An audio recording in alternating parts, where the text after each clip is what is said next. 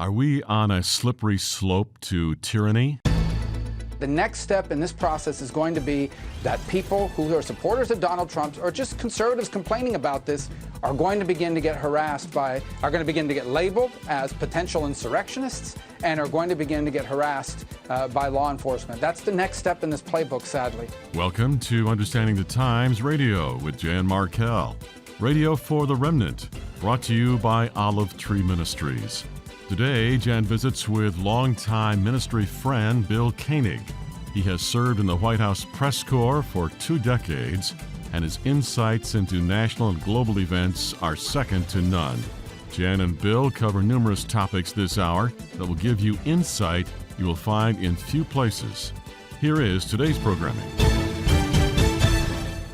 When you think about the last 12 months, Tim, when you think about what has happened the last 12 months, and the great thing about it, despite all these challenges of COVID and all the political fighting, this has been God's revelation to us of things to watch. We've been hearing about one world financial order for a long time.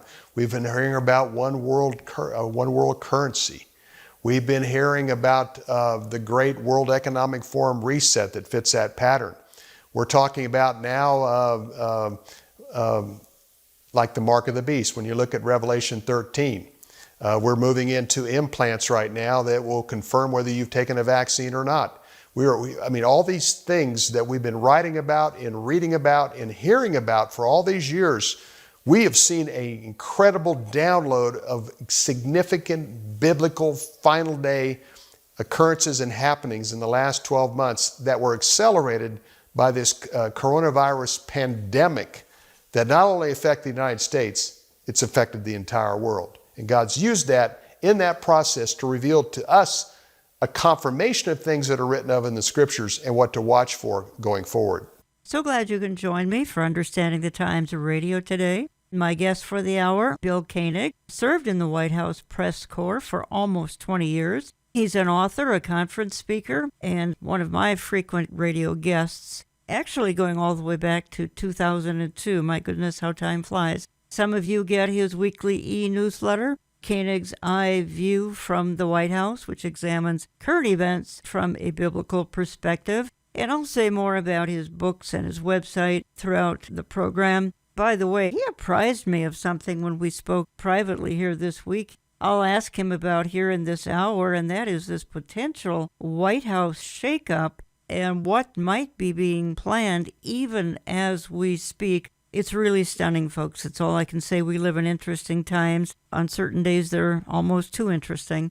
Also, let me just insert a few brief comments here, as this is the first opportunity I have had to comment on Mr. Biden's very bizarre speech of about 10 days ago now. Last weekend, we aired a repeat program, so I could not comment in a timely manner. And I'm going to say that the whole presentation had the aura of something out of a third world authoritarian government, complete with a puppet prop, which he is. Its message was perhaps unity, but at the price of submission to the regime, submission to a tyrant who was reading lines he likely didn't write. Rather, someone in the form of our shadow government scripted the words. Behind Biden was artwork and imagery appearing to represent an entrance into hell itself. With utter scorn, Mr. Biden denigrated half of America, a half who are patriotic Americans, many of them evangelical Christians who hold values the left denigrates, mocks, scorns, and ridicules, but the values are Bible-based. So the optics of Mr. Biden's speech were more like a Berlin rally in 1939 than a speech delivered at the birthplace of the American Republic. The blood-red lighting was unsettling and it was dystopian. Again, the rhetoric he deployed in that speech was more vicious, more threatening, and more intimidating than anything he or his administration has ever said against Vladimir Putin, the Taliban, ISIS, Antifa, Black Lives Matter, the drug cartels, and Communist China's genocidal dictators. In his mind, conservative and Christian Americans are a greater threat. Let that sink in. I'll say no more this hour. We don't want to dwell on this. It's not productive at this point. Let me get right to Bill Koenig. Bill Koenig, welcome back to Understanding the Times Radio. Great to be with you, Jan. Bill, you have had a first-hand witness really to 4 administrations, starting with George W. Bush. The world is different than when you started in that press corps in about 2000, and the world is much more dangerous, it's much more wicked, it's much more corrupt. But what are your observations here over the last 20 years? When I started at the White House in 2001, when George W. Bush was inaugurated, most of the mainstream media despised conservatives. They didn't like Ronald Reagan. They didn't like Bush, and we've certainly seen what they've done with Donald Trump. They are always looking for something to dig into. Any kind of conservative, especially as a Christian president, they're going to look for something that they can do to discredit the conservatives, discredit the Christians. And it developed at that point. We didn't have the social networks in place in a significant way yet. The big thing that the White House media focused on at that time was this terrible war that George Bush and Dick Cheney had got our country into after 9/11. So I've seen a more contentious media. George Bush would do everything he could to be a Christian president, be one that people could look up to. Unfortunately, the wars, the conflicts in Iraq and Afghanistan were very problematic to him. And unfortunately, through my book, Eye to Eye, I also watched closely when he began to get involved in the Land for Peace process. Yeah. Things became more and more challenging for him. Over the last 20 years, Jan, I can't believe the media today of America. 90 to 95% are doing the bidding of the Democratic Party. That's their focus. They aren't journalists. They don't want both sides. They want one side. When it comes to conservative voice, they want to do everything they can to discredit conservative thought, chastise conservative leaders. With the internet expanding like it has, and with the use of the social networks, the Democratic Party has a part of them that is a very challenging entity that we have to face on a day-to-day basis as conservatives, Christians. You apprised me of possible White House shakeups. Actually, I read about it in your e-newsletter. And folks, you can sign up for that weekly e-newsletter. It's very inexpensive, particularly compared to what you're getting each week. You can sign up at watch.org, W-A-T-C-H, watch.org.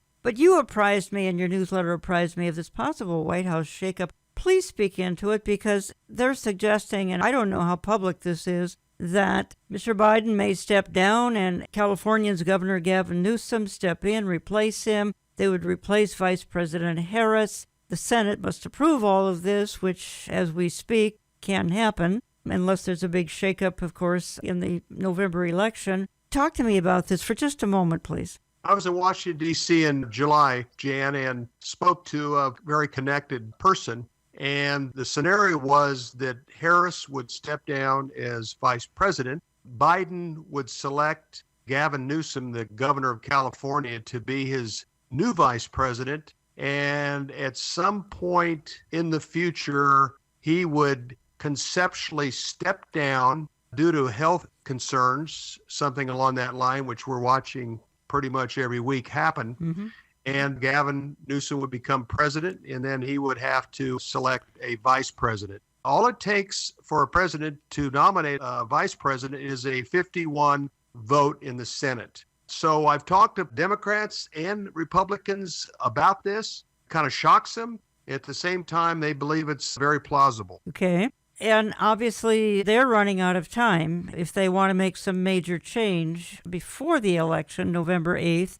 You have any idea where you think this will go? There's so much going on. Of all the 20-plus years I've been following the White House, Jen, I've never, ever seen the level of contentiousness, what Biden's administration and Justice Department's attempting to do to Trump. We're 69-plus days from the election, and something is going to happen. I don't know what it is. There's a lot of division. There's a lot of intensity. There's manipulation of the polls. They're doing everything they can to hurt Trump and the people that Trump has basically approved to run for House seats and Senate seats. The Democrats have never had it better than they have right now. They control the House, the Senate, and the White House. They're pushing a lot of things through. Excessive spending. It's leading to inflation. We have no energy program. Right. And I think only the Lord knows how this is going to play out between now and November 8th. this. Well, some of the legislation that is happening is very troubling. The money being spent, $500 billion here, $1 trillion here. I mean, absolute reckless spending.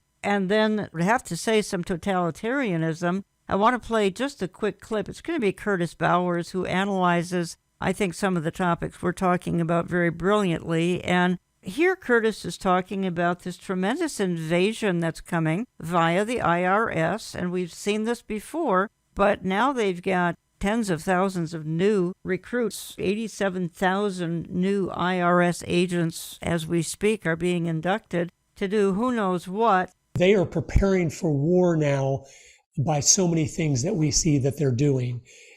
Things are collapsing around us. That's purposeful. They believe, like Lenin did, worse is better. The worse they can make things in America, the better it is for them, because they can expand government more, they can spend more, they can take more totalitarian control to control things. They love if there's riots going on. They love if there's unrest in the streets. That's a dream come true for a Marxist. But the war in America is clearly escalating. Our government is openly targeting all opposition. President Trump and so many members of his staff have been arrested recently. You see this like, what? Putting them in leg irons, arresting them in airports and other places. It's really obvious what's going on, and I think many are waking up. That's the good news. Of course, the Inflation Reduction Act that they're putting through right now. Whatever the title is of any bill, its purpose is to do the exact opposite. That has been the case for decades. And we see that, whether it's an education bill or a finance bill or a reform bill in some area, no, it's not reforming this. It's making it more broken, more bureaucratic, and harder to fix because they want things to stay the way they are. But the Inflation Reduction Act, the sole purpose is to arm the other side with more power and money, like always, all the while dramatically increasing inflation. When you're struggling to pay your bills, you're not worried about much else, and they know that. Back to what I talked about at the beginning. In that bill, of course, there's the funding for 87,000 more IRS agents who are there to carry a firearm and be willing to use deadly force if necessary, be willing and able to participate in arrest, execution of search warrants, and other dangerous assignments. The IRS has been buying guns and ammo by the millions of rounds.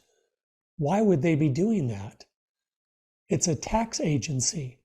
If you didn't pay your taxes, you'd be sent a subpoena or something over where we need to see your records, and then it'd be a court case. And if you were found guilty, then you would owe this amount to the IRS. You wouldn't have thugs come to your door with weapons drawn and then searching your home or taking whatever they want. I mean, you wouldn't have that. So we just see that now is going to be a bunch of thugs just there to persecute anyone that's conservative, anyone that doesn't go along with them, that's not on board with exactly what they're doing. That's all that's going to be about. It's crystal clear that's the case, and that is very disturbing. You're listening to Understanding the Times Radio. I'm Jan Markell. I have on the line Bill Koenig, who for 20 years served in the White House press corps. May I add, perhaps one of the few conservative voices in the press corps. You can learn more at watch.org and check out his books at that website, Revealed, Obama's Legacy, and Eye to Eye, Facing the Consequences of Dividing Israel. And you can sign up for his e-newsletter as well, and I'm basing a lot of our discussion on his weekly e-newsletter. Bill Koenig, your thoughts to the clip you just heard of Curtis Bowers? Excellent points as always. Curtis has a great grasp of things that concern you, Jan, me, and your listening audience. I sit back some days in just total disbelief of what we have seen in the last 18 months. And we could even take it back to the day that Donald Trump became president. Here we have a president every single day. Prior to him taking office and every day in office and every day since he's out of office, this constant attack on him and his followers. The Christian conservatives, evangelicals are very concerned about the direction of our country. I talk to friends in Europe and even Australia. They are really hoping and praying that we'll be able to do something to stand up against this tsunami of liberalism, Marxism, socialism that we're facing in our country. And from time to time, just think of what that one person loss of majority in the Senate, what that has cost our country. I think Harris has done 26 voting ties. She, as in her position as vice president, she breaks the ties in the Senate. And as you shared, the amount of money that's being thrown at this country and its massive federal debts. I think the other thing is Christians with our Judeo-Christian values that they're being trampled on, especially when you have the Democrats in control of the House, the Senate, and the White House. I even heard a note a couple days ago. We only have one congressman or senator in Washington that is pro-life. That's Henry Cuellar in Texas. It's unbelievable, Jan. But this is a battle between good and evil like never before. We're in a battle. We're in a battle. I think Marco Rubio gives a good warning here. He's actually on with Hannity. And the only reason I play this is, in talking to you, you are concerned about what's going to happen between now and November 8th. And they're going to release another pathogen that's going to cause more pandemic chaos and fear and isolation and closures and all the things that we've gone through for over 2 years. But this quick clip here by Marco Rubio, I think sums up his concern and my concern, and I suspect yours as well. One senator who is speaking out against all of this, Florida Senator Marco Rubio. Senator, you actually said about this, I found it interesting, that Joe Biden, the administration, the DOJ, the FBI are playing with fire. Look, I'm here in a very unique position in South Florida, surrounded by people that come from countries where this is familiar to them. This is shocking to Americans. But in Latin America and many of these, countries around the world, here's what happens. A group takes power. One of the first things that group does is they begin to persecute and go after their political opponents. And then when the supporters of their political opponents begin to complain about it, they begin to target them and they criminalize opposition.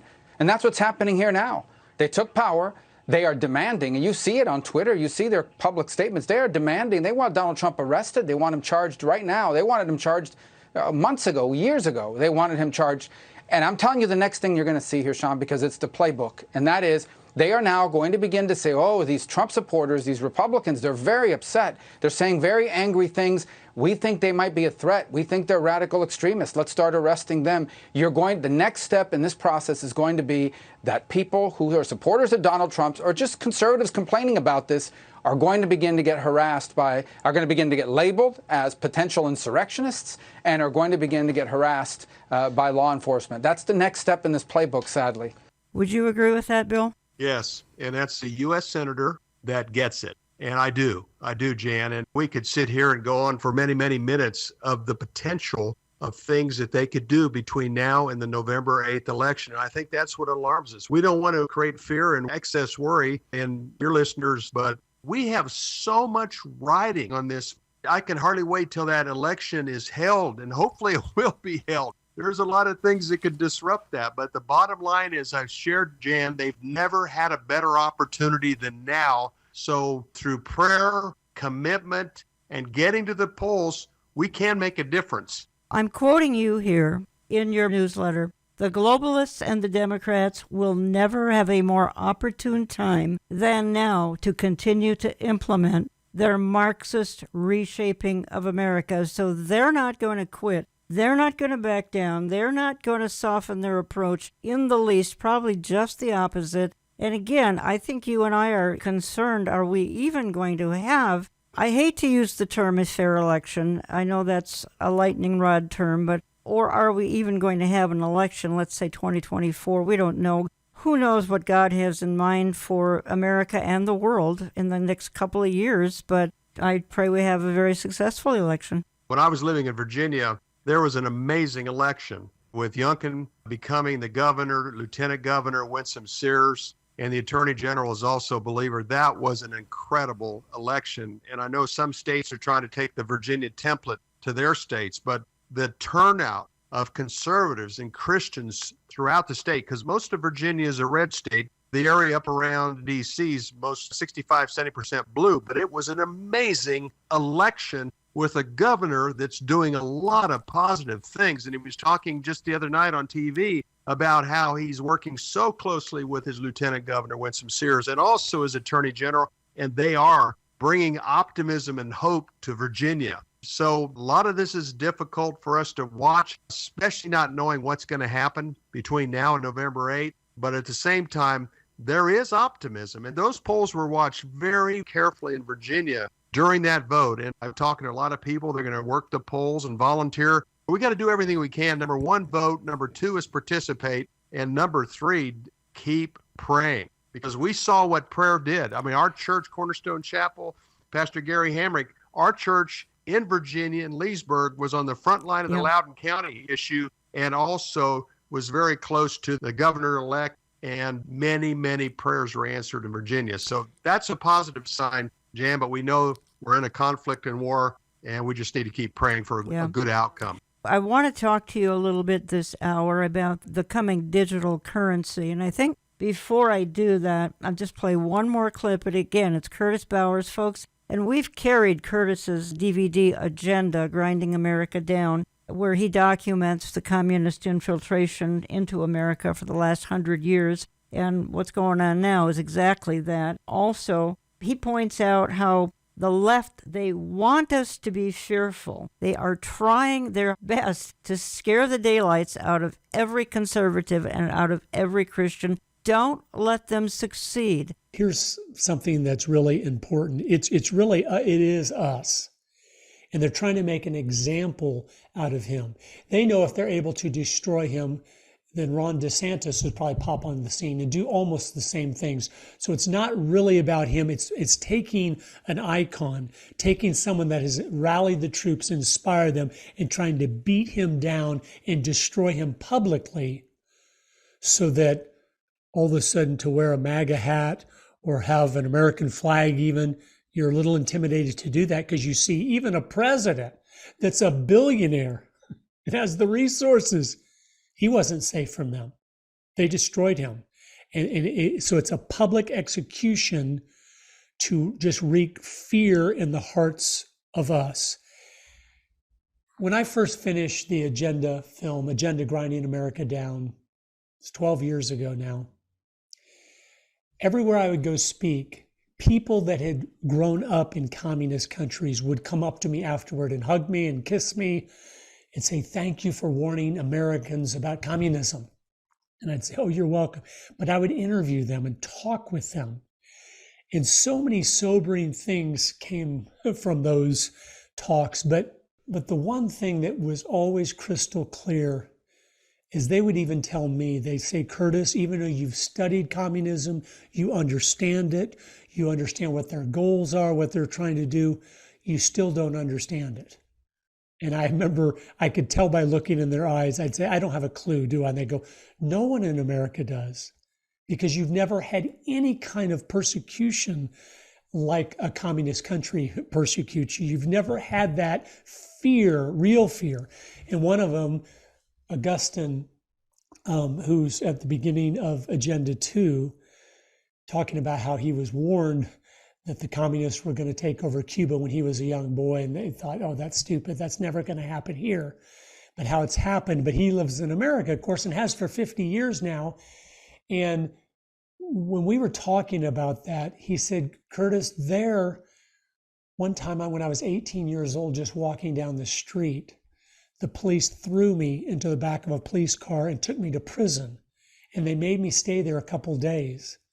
And I said, what was prison like? And he looked at me 50 years later and just shook his head. I can't talk about that. So it's that kind of prison. But I said, why'd they do that? He goes, because then when they let me go, they know I'm in total terror of them. And I will do everything they say, and I will not ever come against them any way, shape, or form. That's what the IRS is doing today. That's what the Department of Justice is doing, the FBI, the CIA. They're exposing to us how they do things. They want us to see how ruthless they are, how evil they are, how corrupt they are. They want that to be exposed to us. A lot of people go, they wouldn't do that on purpose. Of course they are, because then you realize they are above the law. They can do whatever they want. There's never justice served.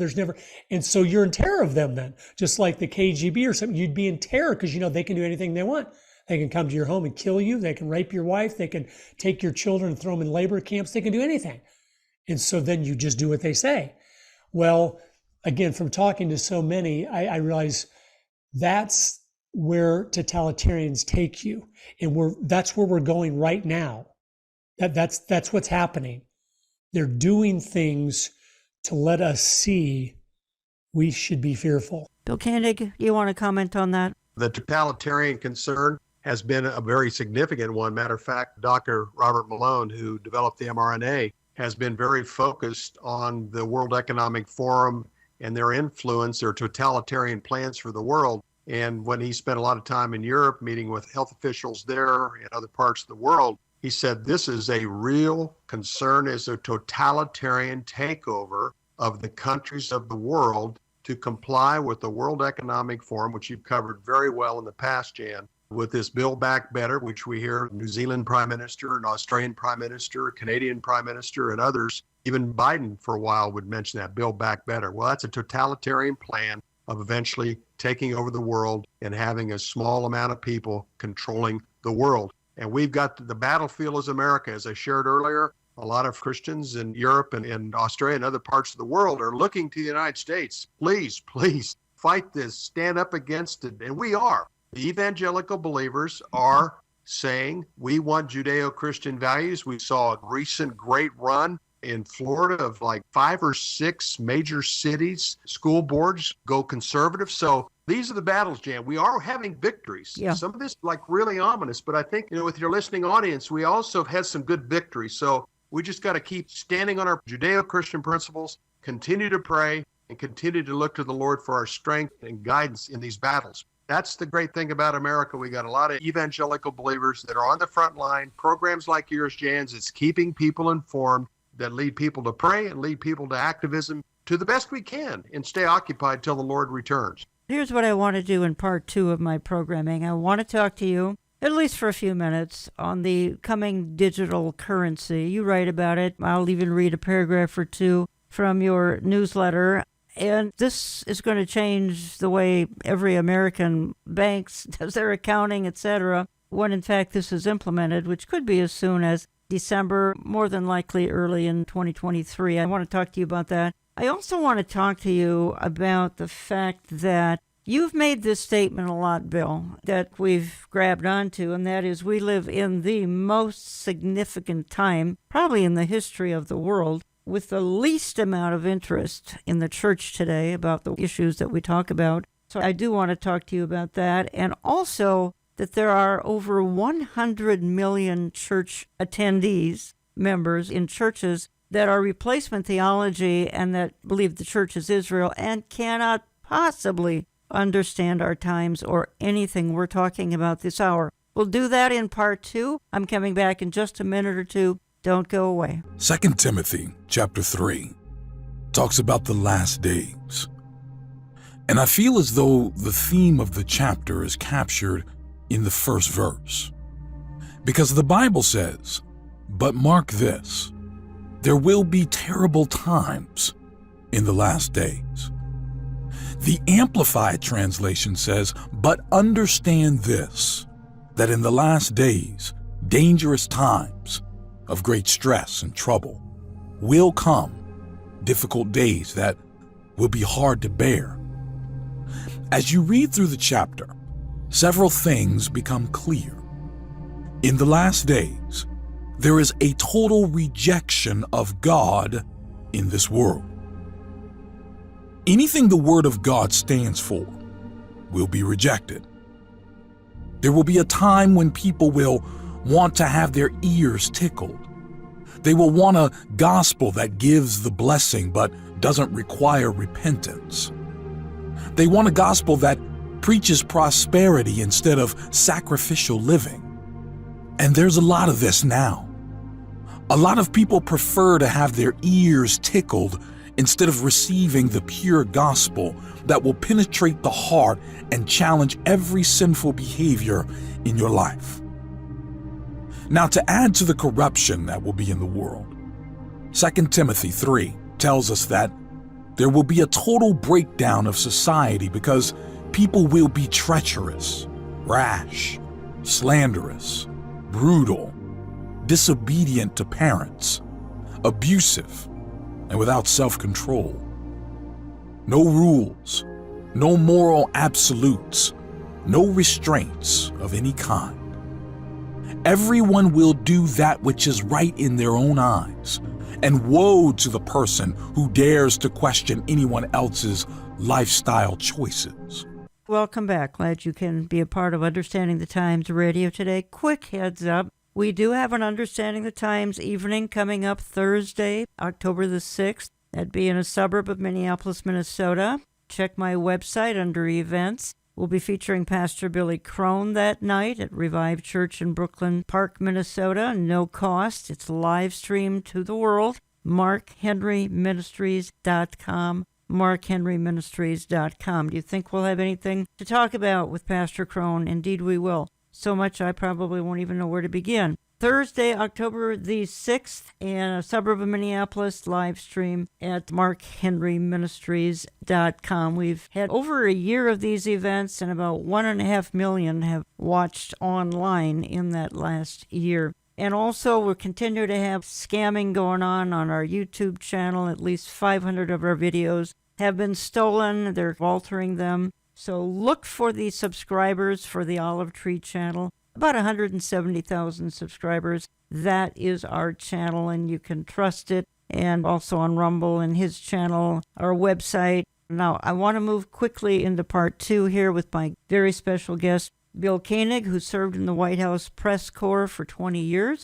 Bill, in your e-newsletter, again, that's Koenig's Eye View from the White House. Sign up at watch.org. You write, let me read just 3 short paragraphs, Bill. It's about the coming digital currency, and this is one of your areas of expertise, which is why I'm raising it. You write, great concerns remain over the future of digital currencies being used by the powers to be. We know the Federal Reserve has been studying implementation for at least 2 years. The Fed has been pitching that a Fed coin is needed to compete with the Chinese. You write, moreover, there have been recent internet rumors that Joe Biden has signed an executive order that will implement a digital currency in the U.S. According to the Associated Press, Biden did sign Executive Order 14067, March 22nd, titled Ensuring Responsible Development of Digital Assets. It calls for government agencies to look at the risks and benefits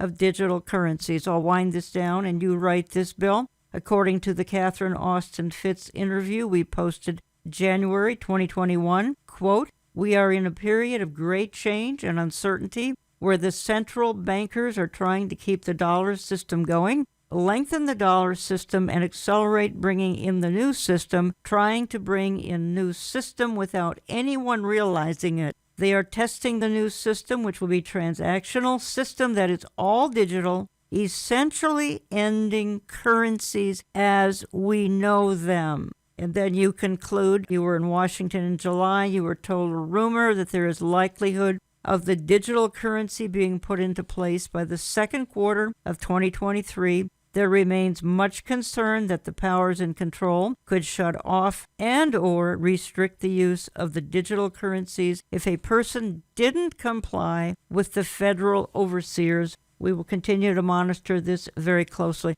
Bill Koenig, this involves every one of my listeners who suddenly could have a whole different banking system sometime early in 2023. Help us understand. Catherine Austin Fitts has a great handle on this. I've been following some of her writings for over a year and a half, and she, a former Wall Streeter, she worked for President George Herbert Walker Bush at HUD, and she has been concerned that the globalists, he calls them Mr. Global, have used events like 9/11, the Patriot Act, and the coronavirus pandemic to implement the infrastructure that would lead to a digital currency. The point that she makes is that globalists are watching China. They're watching their implementation of the plan. There's also a social credit score where each person has a certain level of rating. If you become problematic, you could have your money shut off if it's part of a federal system. That, or it could restrict your purchases to just food and pharmacy. That's the greatest concern about a digital currency,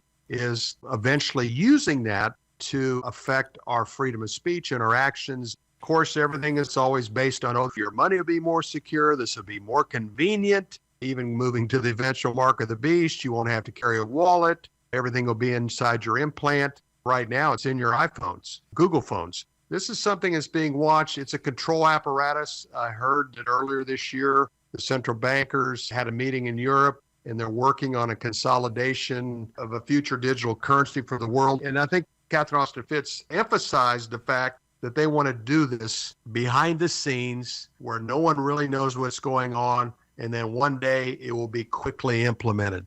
That was another rumor I heard in D.C. when I was there in July, that second quarter 2023 it might be in place. We're keeping a close eye on it, even trying to get into some of the tech people that possibly are going to be working on it. Economist Jim Rickards, he calls this whole effort here Biden bucks, and he calls this the most treasonous act in U.S. history, and the creation of central bank digital currencies, or CBDC. And folks, you know I have told you to get acquainted with CBDC, central bank digital currencies. Rickards calls this communism in its purest form and encourages Americans to stay awake. He points to a date, December 13th, as a target date. We'll see. Rickards is an economist, investor, former CIA official who's calling it a step towards the end of cash, the greenback in circulation since the founding fathers. The new digital tokens can be turned off if the government doesn't like what you are doing. Again, Rickards has 4 decades of experience on Wall Street. Folks, you know I've talked about this both on air at our bi-monthly meetings that I just gave you a promo for. So we're all very, very concerned about this. I'm going to move on, Bill, unless you have another comment. Thank you, Jan. No, you all have done such a great job of covering this for quite a while, and this is something we all need to be watching carefully. Through your program, through our website, we're going to be on top of this. Talking to Bill Koenig for the hour. You can learn more at his website, watch.org, watch as in watchman, watch.org. Check out his books that he offers there. Check out his weekly e-newsletter, Koenig's Eye View from the White House. Bill spent 20 years in the White House, and I can guarantee you he has some of the most fascinating insights you will ever hear. I want to move on quickly to hit a couple of huge topics. I'm going to play a little dialogue between you and Lamb and Lion's Tim Moore. You are spelling out a problem, quite frankly, I've been aware of for about 20 years. Not necessarily everyone in my audience is aware of this. Again, folks, you've heard me talk about replacement theology and the number of denominations that believe that the church is the new Israel. God's finished with Israel. They are not teaching a thing about Israel past, present, future, when in fact Israel is the key to everything that's going on in our generation. This is Tim Moore, Lamb and Lion, talking to Bill Koenig, and I want to come back and talk about it. Many churches today preach some form of replacement theology, the idea that God's promises to the Jewish people have been transferred to the largely Gentile church, and that certainly there's no prophetic provision for a Jewish state called Israel. How would you respond to that thinking within the church itself? Well, what's so amazing is there's probably, and this is the Lord put in my heart in 2004, is add up the membership of the replacement theology church.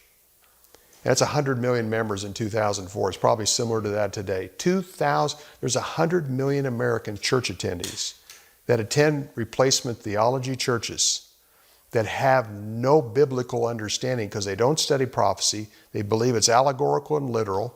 It goes all the way back to 2nd and 3rd centuries, Origen, Clement, and the influence in Constantine, Augustine, Martin Luther, John Wesley, John Calvin, great men of the faith, but they believed that Bible prophecy is not relevant. So today we have a large percentage of people that attend church in America that have no biblical understanding of the significance of what's taking place in Israel now. That's why we as evangelicals that study Genesis to Revelation have a really good understanding that these are incredibly significant biblical times. I certainly agree with you, absolutely. And I would observe that this dangerous tendency of American churches in general to tolerate or even embrace a form of replacement theology is basically a symptom of their dismissal of God's prophetic word. And too often, even in evangelical churches, the prophetic word is kind of minimized. I hear from people all the time who say we never have messages or teaching about Revelation or about some of the prophecies that seem to be fulfilled right in our own day and age. And so you mentioned already there are approximately 100 million American church members who have little understanding of Bible prophecy.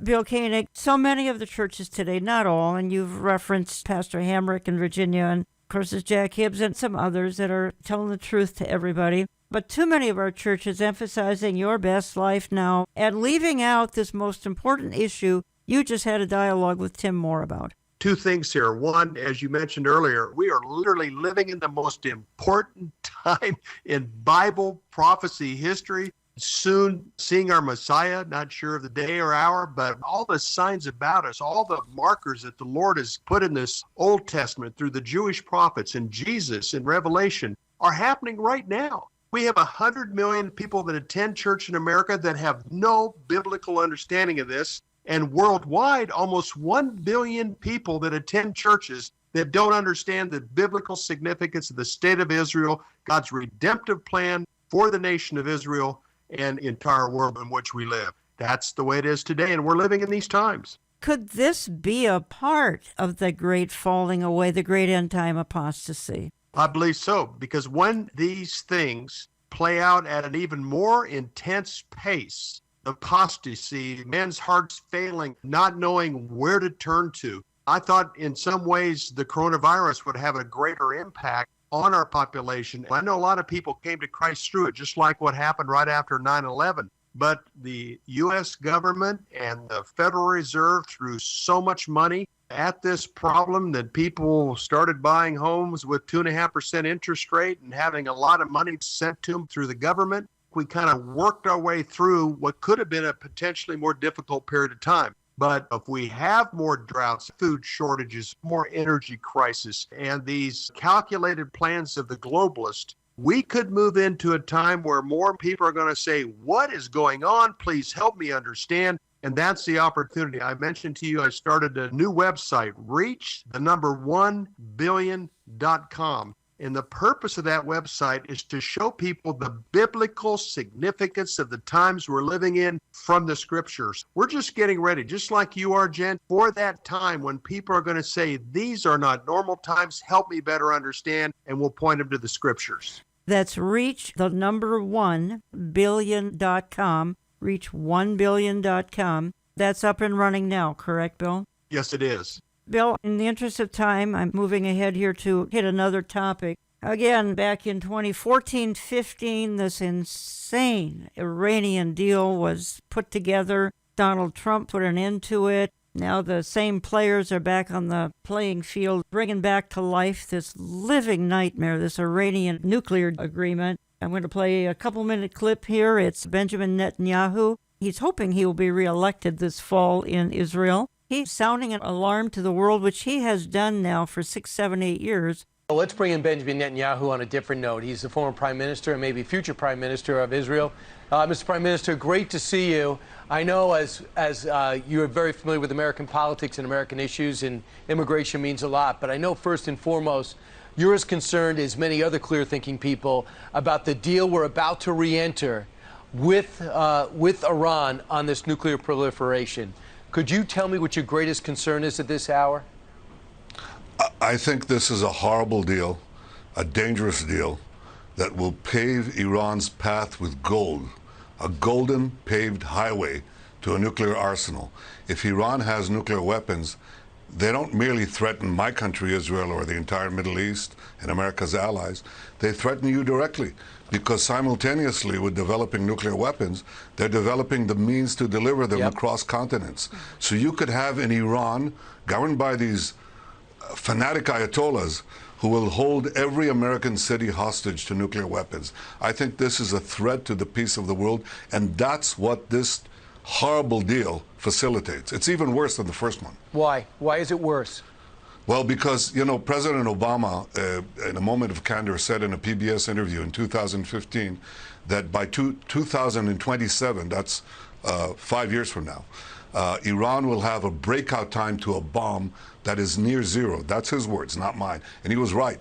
This deal is much closer to that time frame, and it gives Iran, right now, within 2 years, they can develop within 4 years, starting 2 years from now, they can develop added enrichment capacity of uranium, 3,500 advanced centrifuges that each is 10 to 20 times stronger and more effective than the centrifuges that they have. They have about 5,000, so you're adding an enormous capacity to enrich uranium. That's the critical element of making nuclear bombs.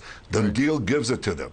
It gives them right now hundreds of billions of dollars, and by the end of the agreement, $1 trillion to pursue their terror and aggression against everyone, against you and against us. Yeah. This is what the deal gives them. What does it ask of them? Nothing. It doesn't ask of them to change their behavior, to stop terror, to stop calling for the destruction of Israel, to stop bombing the neighborhood countries like Saudi Arabia and the Gulf states. It doesn't ask of them anything. It doesn't stop their development of ballistic missiles. It doesn't even guarantee that their sites will be inspected. This is a deal that gives them everything to threaten all of us and gives nothing to us in return. Bill Koenig, this seems to me to be the ultimate in end time strong delusion. I want you to comment on that, and also Mr. Biden's rather catastrophic trip to Israel. Now, this was a month or two ago, and the fallout that happened there. What is happening is we have a president that is desperate to do a deal. He was part of the Obama administration. This is a disaster. Former Prime Minister Bennett said that $250 billion are going to be made available to Iran through sanction relief and capital. It is one of those times that the world energy costs are excessive. What Biden has done, he's begged OPEC. Previous to the Russia-Ukraine war, he was begging Russia to produce more oil when we have it right here in the United States. But he didn't do that because of the green agenda. On his mid-July trip to Israel to meet with the Israelis, the Palestinians, and then go to Saudi Arabia and meet with the Sunni oil-producing countries of the Middle East, it was a disaster. It was so bad that the Egyptians and the United Arab Emirates leaders went to Tehran the following week, reopened their embassies, and reestablished relationships. And then what also happened is Erdogan of Turkey and Putin of Russia were in Tehran 72 hours after Biden left Saudi Arabia for the United States to meet with the leadership, Khamenei, and the president of Iran. It's been a disaster. Unfortunately, our allies in the Middle East don't trust him after Afghanistan, and the enemies of this administration do not fear him. And this deal is a tragedy, and no one knows it better than Benjamin Netanyahu. Is there a chance he could be reelected to Israeli leadership this fall? There is a good possibility. For one specific reason, 75 to 80% of Israelis would prefer having Benjamin Netanyahu as prime minister of Israel at a time of potential conflict with Iran.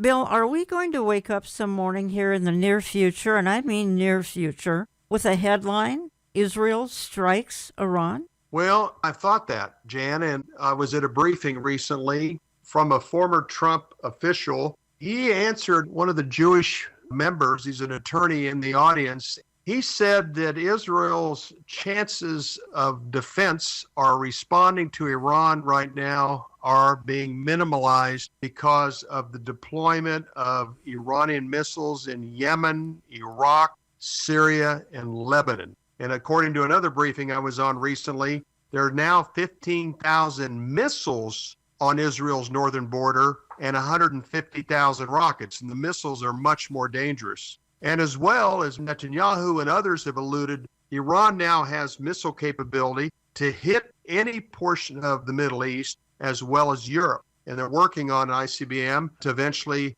put the United States at risk. There's a lot of calculation right now, but Israel at some point, we know there's a red line, Jan. We don't know when that is, but Israel and their leadership needs to take this very serious. And there's a concern in the previous government with Netanyahu, the prime minister, his Secretary of Defense Gantz, and other members of his cabinet were not as committed to dealing with the Iran threat as Netanyahu. And we continue to look at Jeremiah 49, 35 through 39, and also the eventual Gog-Magog war of Ezekiel 37, 38, and 39. We're rapidly moving into that period of time. Don't know the timing, but we're definitely moving in that direction. You have been a watchman on the wall as it concerns America's treatment of Israel. Obviously, one of your books, Eye to Eye, Facing the Consequences of Dividing Israel, documents what happens when America intervenes with the boundaries of God's covenant land.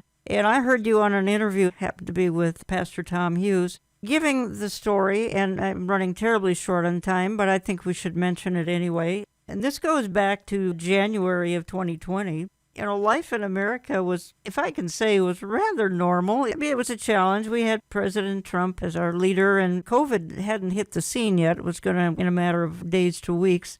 And then came that infamous meeting, January 28th, 2020. And you take it from there, Bill. I'm down to about 3 minutes, but I think this is worthy of that time. President Trump did more for Israel than all previous U.S. presidents combined. And I had the privilege of interviewing Ambassador Friedman, our U.S. ambassador to Israel, for the Jerusalem Prayer Breakfast in early June. I mentioned that in the presentation and in the interview, but I also wanted to emphasize we've never had an ambassador like David Friedman to Israel. He was extraordinary. And for the 15 or 20 things that President Trump did, moving the embassy from Tel Aviv to Jerusalem, getting out of the Iran nuclear deal, acknowledging Israel's sovereign right to the Golan Heights, telling the international community that if you continue to isolate Israel at the International Criminal Court, you're going to be dealing with us also. And even Secretary Pompeo stating that the Israeli settlements are not illegal according to the San Remo Agreement of 1920 that's still on the books. And I wrote a commentary, Life in America before January 28th, when God's favor was on President Trump, and life after January 28th was dramatically different. January 28th, the Kushner plan that he developed for President Trump was delivered. It had a map with it, and it was going to superimpose the boundaries of Genesis 15:18, and it was going to call for a future Palestinian state. Whether the Palestinians met it or not, it was in writing, and a map was being developed. And that afternoon, Peter Navarro got into a heated discussion with Fauci and Azar and Mulvaney, the chief of staff, saying, we have a coronavirus problem. We need to do something now, close the borders to China, look into closing the borders to Europe. We got a big problem. They did. They laughed him off. And the next day, Navarro put a memo together saying, this is going to cost 1 million Americans' lives and cost us $3.5 trillion unless you take this coronavirus serious. Within 24 to 48 hours, the entire international community all established their plan. We had the Trump plan on January 28th and the international plan on January 29th and 30, when leaders from around the world all said, no, we have our two-state plan, and we also have the UN resolutions that we comply to. 7 weeks later, we had 3 billion people in lockdown throughout the world. So there are consequences when we try to divide the land of Israel, is your point, right? Absolutely, as well as the Abraham Accords. When Hurricane Sally, the Hebrew of Sally is Sarah, when Hurricane Sarah was sending massive waves into the southern Gulf Coast on September 15, 2020, when the Abraham Accords was being signed at the White House. Well, again, folks, you can be on the cutting edge. I encourage you to sign up for Bill's weekly e-newsletter, Koenig's Eye View from the White House. You do that at his website, watch.org, and check out the books he's written, which are promoted there at the website as well. Folks, this hour has not been designed to scare anybody. We certainly are trying to prepare you, not scare you. Prepare you for the fact that, again, I have played a little clip introducing 2 Timothy 3, that in fact perilous times are here. I'm so thankful we have some people who are acting as watchmen, as is my guest, Bill Koenig, and trying to interpret the times for us. I'm going to go out of the program, and Bill Koenig, thank you for giving up the hour today. Appreciate it so much, and all that you do appreciate as well. Thank you, Jan. You've heard me use this little outro, I call it, on multiple occasions, and I hope it encourages you each time that I use it. It's when the time was right, the sea parted, the walls fell down, the lions went hungry, the sun stood still, the waves were calm, the stone was rolled away, the clouds were parted, the Lord ascended. And when the time is right, the King of Kings will return. God is never early. He is never late. He's always right on time, and His plan for you is good. If you think of nothing else the rest of the day, the rest of the week, would you please keep in mind that His plan for you is always good. I want to thank you for listening. We'll talk to you again next week.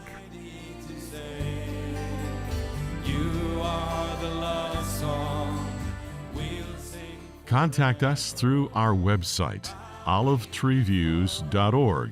That's olivetreeviews.org. Call us Central Time at 763-559-4444. That's 763-559-4444.